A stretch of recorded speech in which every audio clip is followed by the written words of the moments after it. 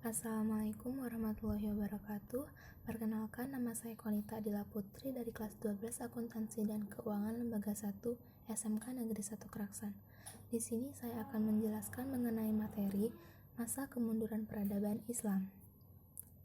Sejarah umat manusia terus bergulir mengikuti sunatullah, yaitu hukum Allah SWT yang berlaku bagi makhluknya. Siapa yang gigih berjuang dan memenuhi syarat untuk menang, maka dialah yang menang. Dan begitu pun sebaliknya. Perjalanan panjang sejarah peradaban umat Islam telah mengalami pasang dan surut seiring dengan kuat lemahnya daya juang dan spirit jihad dalam jiwa mereka. Jika diamati dari sisi waktu, perjuangan dan peradaban umat Islam mengalami beberapa fase pasang dan surut. Berdasarkan periodisasi sejarah peradaban Islam menurut Harun Nasution, benih-benih perpecahan dan disintegrasi sudah muncul sejak fase kedua dari periode klasik, meskipun pada masa itu masih merupakan puncak kemasan peradaban Islam. Peradaban umat Islam kemudian mengalami kemunduran ketika memasuki periode pertengahan bagian pertama, yang dikenal dengan masa kemunduran pertama. Sejarah kurang lebih 2,5 abad tenggelam dalam ketertinggalan.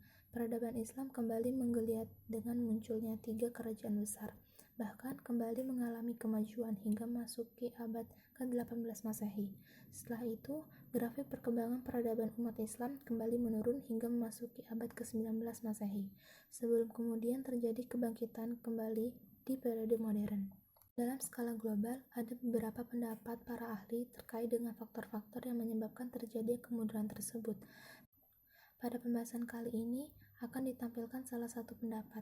Sebagai contoh, bahan kajian kalian yaitu pendapat Ibnu Khaldun. Selanjutnya, kalian dapat mencari pendapat-pendapat yang lain dari berbagai sumber. Menurut Ibnu Khaldun, faktor-faktor penyebab runtuhnya sebuah peradaban lebih bersifat internal daripada eksternal. Suatu peradaban dapat runtuh karena timbulnya materialisme, yaitu kegemaran penguasa dan masyarakat menerapkan gaya hidup malas yang disertai sikap mewah-mewah.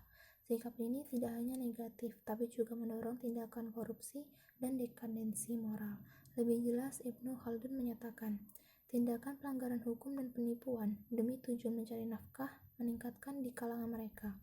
Jiwa manusia dikenakan untuk berpikir dan mengkaji cara-cara mencari nafkah, dan menggunakan segala bentuk penipuan untuk tujuan tersebut. Masyarakat lebih suka berbohong, berjudi, menipu, menggelapkan, mencuri, menggelar sumpah, dan memakan riba. Tindakan-tindakan amoral di atas menunjukkan hilangnya keadilan di masyarakat yang akibatnya menembus pada elit pengusaha dan sistem politik. Kerusakan moral pengusaha dan sistem politik mengakibatkan berpindahnya sumber daya manusia ke negara lain dan berkurangnya pekerja terampil karena mekanisme rekrutmen yang terganggu.